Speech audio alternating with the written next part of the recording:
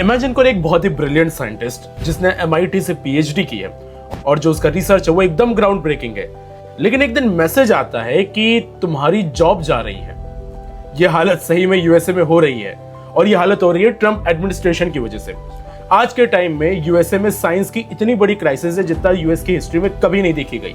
Science के सारे बड़े प्रोजेक्ट्स में भयंकर फंड कट्स किए जा रहे हैं और ये रैंडमली नहीं किए जा रहे हैं, बहुत ही डेलिब्रेट एक पॉलिटिकल स्ट्रैटेजी के साथ किए जा रहे हैं। लोगों के दिमाग में एक फिलोसॉफिकल एंगल फिट करने के लिए किए जा रहे हैं। बिल नेल्सन जो नासा के फॉर्मर एडमिनिस्ट्रेटर है, उनका तो सीधा ये बोलना है कि नासा तो अब एक क्रिपल्ड एजेंसी बन जाएगी, ऐसा ही चलता रहा तो, और अब हमारे हाथ में तो कुछ भी नहीं रहा है। लेकिन आखिर ये सारी चीजें हो क्यों रही हैं? आखिर क्यों ट्रम्प एडमिनिस्ट्रेशन इतने सारे फंड कटिंग कर रहा है? उससे US की जनता और पूरे वर्ल्ड को क्या नुकसान होगा? आज की इस वीडियो में हम लोग बहुत डिटेल में इस बारे में डिस्कस करेंगे।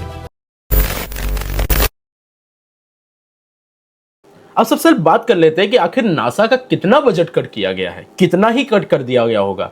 24% तक कट किया है। 24.9 बिलियन से उनका बजट 18.8 बिलियन आ गया है। अगर इन्फ्लेशन को अकाउंट किया जाए तो ये इतना बजट हो गया जितना 1961 के टाइम पे हुआ करता था, मून लैंडिंग से भी पहले। तो आज के टाइम में नासा जो वर्ल्ड की सबसे बड़ी स्पेस ऑर्गेनाइजेशन है, उसको 1961 के बजट के इक्विवेलेंट में ऑपरेट करना पड़ेगा। नेशनल इंस्टीट्यूट ऑफ हेल्थ, जहां पर ground breaking cancer research, Alzheimer research और ऐसी चीजों में रिसर्च होती है जो कि ह्यूमन लाइफ को डायरेक्टली अफेक्ट करती हैं, वहां की फंडिंग काट दी गई है 37 to 40% के बीच में। यानी कि $47 बिलियन से उसको कम कर दिया गया है 27 to 30 बिलियन डॉलर के बीच में। नेशनल साइंस फाउंडेशन की तो बात ही मत करो दोस्तों, ये वो ऑर्गेनाइजेशन है जहां पर ग्राउंड ब्रेकिंग साइंस रिसर्च के लिए फंडिंग आती है। इसकी तो 56% फंडिंग कट कर दी गई है। जहां इसको $9 बिलियन की फंडिंग मिलती थी, वो अब केवल $3.9 बिलियन की फंडिंग मिलेगी। और जो इन्वायरमेंटल प्रोटेक्शन एजेंसी है, वहां पर तो 55% बजट कट कर दिया गया है। यानी कि $5 बिलियन की फंडिंग सीधी सीधी काट दी गई है। अब देखो, इन्वायरमेंटल साइंस वालों तो समझ में आता था, क्योंकि ट्रम्प जो है वो क्लाइमेट चेंज में तो मानते नहीं। उनके हिसाब से तो ये एक प्रोपेगेंडा है और बहुत ही रेडिकल सोच है। ये लिटरली उनके वर्ड्स हैं। तो क्लाइमेट चेंज में तो डायरेक्टली इंपैक्ट आना था, ये तो सारे क्लाइमेट साइंटिस्ट को पता था। लेकिन बेसिक रिसर्च और जहां पर साइंस में इनोवेशन आ सकता है जिससे पूरे वर्ल्ड को फायदा हो सकता है, उधर भी ये सारी चीजें देखी जा रही है।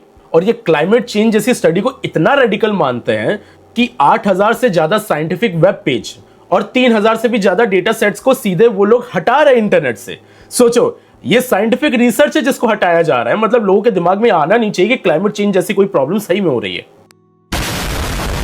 अब नासा का जो इतना बड़ा बजट कट हुआ, इसका इंपैक्ट नासा में क्या पड़ने वाला है, इसके बारे में बात करते हैं। जो मार्स सैंपल रिटर्न मिशन था, cancel. Climate monitoring satellite terminated. Science education program एकदम खत्म। और ये तो भी मैंने कुछ चुनिंदा चीजें बताई हैं। अगर हम लोग डिटेल में देखेंगे तो ना जाने कितने प्रोजेक्ट्स को कैंसिल कर दिया गया है, वाइप आउट कर दिया गया है। बिल नेल्सन जो कि नासा के फॉर्मर एडमिनिस्ट्रेटर है, उनका तो सीधा कहना है कि भाई अब नासा तो एक क्रिपल्ड एजेंसी बन जाएगी, ऐसा ही चलता रहेगा।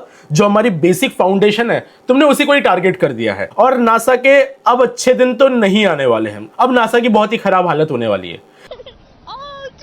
तो सोच के देखिए कितनी क्रिटिकल सिचुएशन है।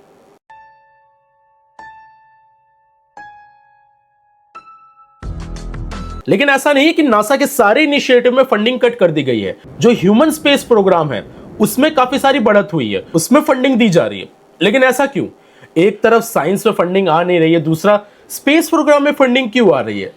एक सेकंड, इलॉन मस्क और ट्रम्प का एक टाइम पे अच्छा रिलेशन हुआ करता था ना, so I think that would start to make sense now.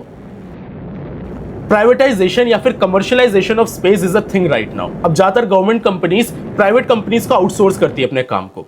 अब अगर नासा के फंडिंग यहां पर कट कर दी जाएगी तो उनको प्राइवेट एजेंसी पे ज्यादा रिलाई करना पड़ेगा। इसका मतलब है कि इलॉन मस्क की जो स्पेसएक्स कंपनी है, उसको ज्यादा कॉन्ट्रैक्ट मिलेंगे, ज्यादा बिजनेस आएगा। तो अमेरिका फर्स्ट की जगह ये बिलियनियर फर्स्ट पॉलिसी ज्यादा लग रही है। बात तो सही है। जहां पर नासा को एक क्रिपल्ड एजेंसी बना दिया जा रहा है ताकि उसकी डिपेंडेंसी प्राइवेट एजेंसी पे ज्यादा जाए। अब देखिए, स्पेस कमर्शियलाइजेशन ऐसी चीज है जिसको हर कोई सपोर्ट करना चाहता है, लेकिन इसका मतलब ये नहीं कि जो गवर्नमेंट साइंस ऑर्गेनाइजेशन है उसको ही बांध दिया जाए, वहीं पर इनोवेशन होनी खत्म हो जाए। ये तो भाई एकदम सीधा देखा जाएगा कि एक डेलिब्रेट स्ट्रैटेजी है और जितने भी साइंटिफिक रिसर्च है वो सारी चीजें तो रोक ही दी गई हैं। अब ये सारी चीजें तो ठीक है, लेकिन इससे एक बहुत बड़ी प्रॉब्लम है, वो है अनएम्प्लॉयबिलिटी। जो इतने सारे लेऑफ्स हुए हैं, जो इतने बड़े बड़े रिसर्चर्स को जॉब से निकाला जा रहा है, ये क्या करेंगे? This is going to create a massive brain drain. जैसे एनएसएफ में 25 to 30% इंप्लॉयज को निकाल दिया जाएगा। और याद रखिए ये उन लोगों की बात चल रही है जिन्होंने वर्ल्ड के सबसे रेप्यूटेड इंस्टीट्यूट से अपनी पीएचडी की है, अपनी पढ़ाई की हुई है। एनआईएच में 1.6 बिलियन रिसर्च अवार्ड जो है वो तो कैंसिल करा ही दिया गया है, तो वहां पर भी अनएम्प्लॉयमेंट होगी। तो आज के टाइम में ऐसा सीन हो गया कि ज्यादातर जो रिसर्चर्स हैं वो अमेरिका को छोड़ने की बात कर रहे हैं, वो भी उस टाइम पे जब एकेडमिक पोजीशन की ऑलरेडी क्राइसिस है, साइंटिफिक पोजीशन ऑलरेडी काफी कम होती है। तो उस टाइम पे जो एक सबसे बड़ा हब हुआ करता था वर्ल्ड का, वहां पर ऐसी जॉब क्राइसिस हो गई। तो यूएस इस लेवल का ब्रेन ड्रेन अब देखेगा जो कि हिस्टोरिकली सबसे ज्यादा होगा। एकदम इन्होंने वक्त बदल दिया, जज्बात बदल दिए, जिंदगी बदल। अब ये सुनने में तो केवल नंबर्स लगते हैं अंटिल आप कोई रियल लाइफ एग्जांपल ना देख ले। एक रियल लाइफ एग्जांपल की बात कर लेता हूं। डॉक्टर सरन चेन एक क्लाइमेट रिसर्चर है जो एनओए में रिसर्चर थे। उन्होंने बोला कि I have spent 15 years studying hurricane pattern, now my entire research program is gone, I am moving to Europe because at least there science is still valued. और ये चीज पूरे अमेरिका में तो हो ही रही है। म्यूजिक। लेकिन दोस्तों मैंने आपको एक चीज अभी थोड़ी देर पहले बताई थी, ये जो साइंस फंड में कटिंग हो रही है ये बहुत ही डेलिब्रेट तरीके से की जा रही है, बहुत ही स्पेसिफिक सेक्टर में किया जा रहा है। और जैसा मैंने बोला कि क्लाइमेट चेंज से रिलेटेड जितनी चीजें हैं वहां ज्यादातर ये देखा जा रहा है। जैसे कि नासा का क्लाइमेट मॉनिटरिंग सैटेलाइट, उसमें कटिंग हो गई। एनओए का क्लाइमेट रिसर्च खत्म कर दिया गया। ईपीएस का इन्वायरमेंटल रिसर्च पूरा तबाह कर दिया गया। और क्लीन एनर्जी रिसर्च को तो टर्मिनेट कर दिया गया। सो बेसिकली यूएस में जितने भी क्लाइमेट रिसर्चर्स हैं उन सबको हटा दिया जा रहा है। तो ये जो अमेरिका फर्स्ट पॉलिसी के अंदर ये सारे चेंजेस कर रहे हैं, फर्स्ट का तो नहीं पता लेकिन लास्ट जरूर आ जाएंगे। और इसके रिस्पॉन्स में बाकी सारी कंट्रीज क्या कर रही हैं, इस अपॉर्चुनिटी का पूरा फायदा उठा रही है, क्योंकि जो मैसिव लेवल का ब्रेन ड्रेन होने वाला है, बाकी कंट्रीज को ये सारे रिसर्चर्स, ये सारे इंटेलिजेंट लोग चाहिए। बात तो सही है। यूरोप ने तो 500 मिलियन यूरोस की फंडिंग कर दी ये सारे रिसर्चर्स को अट्रैक्ट करने के लिए। चाइना ने भी अपनी फंडिंग बढ़ा दी इस रेस में आने के लिए। इंडिया में भी हम लोग ट्राई कर रहे हैं नए नए रिसर्च इंस्टीट्यूट्स बिल्ड करने का, लेकिन अभी थोड़ा सा हमारे अभी साइंटिफिक रिसर्च की इशू है, but still we are trying our best कि ये सारे लोग इंडिया में भी आए। लेकिन अब सबसे इंपॉर्टेंट बात कर लेते हैं कि इन सबका रियल वर्ल्ड कॉन्सिक्वेंस क्या होगा। सबसे पहले तो पब्लिक हेल्थ पे बहुत बड़ा इंपैक्ट पड़ने वाला है। जैसे कि मैंने एनआईएच की बात की थी, जो कैंसर, अल्जाइमर और जो सबसे बड़े बड़े प्रॉब्लम्स है उनके ऊपर रिसर्च कर रहा है।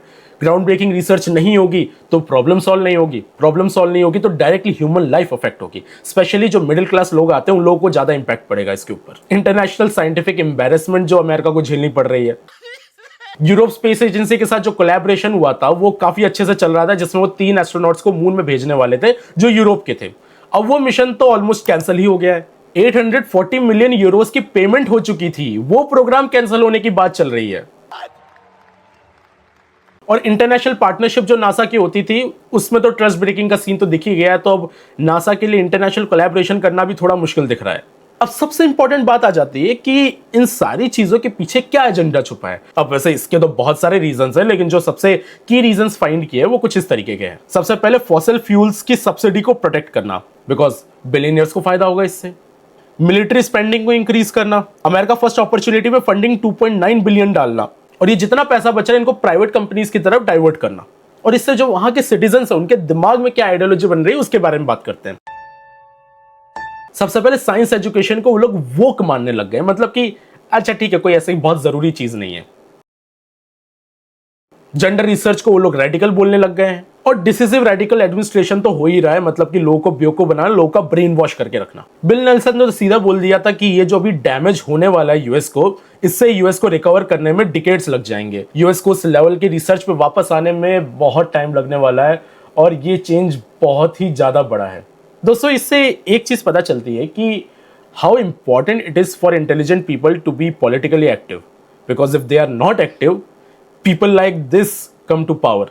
और फिर क्या हो रहा है उसके बारे में तो हम डिस्कस कर ही रहे हैं। But at the same time we have to ensure that our intelligent people are politically active, ताकि जो एंटी साइंटिफिक नैरेटिव्स है वो ज्यादा फैले ना, क्योंकि वो फैलेंगे तो साइंस डैमेज होगी, साइंस डैमेज होगी तो कंट्री का डेवलपमेंट डैमेज होगा। तो ये एक बहुत इंपॉर्टेंट चीज है। अच्छा, एक प्रॉब्लम जो लोगों को लगता है कि जो साइंस में रिसर्च है ये चैरिटी है, जो कि सबसे बड़ा जोक है। जैसे एनआईएच में एवरी $1 का $2.21 का रिटर्न आता है। नासा की इनोवेशन से ऐसी इंडस्ट्री क्रिएट्स हुई है जिससे millions of billions of dollar generate हो रहे हैं। एनएसएफ की जो रिसर्च लीड्स है उससे ना जाने कितने स्टार्टअप्स चालू हुए हैं। क्लाइमेट रिसर्च बड़े बड़े डिजास्टर को प्रिवेंट करती है। बट ये सारी चीजें अब खत्म हो रही हैं, तो फिर अमेरिका ग्रेट अगेन का तो पता नहीं।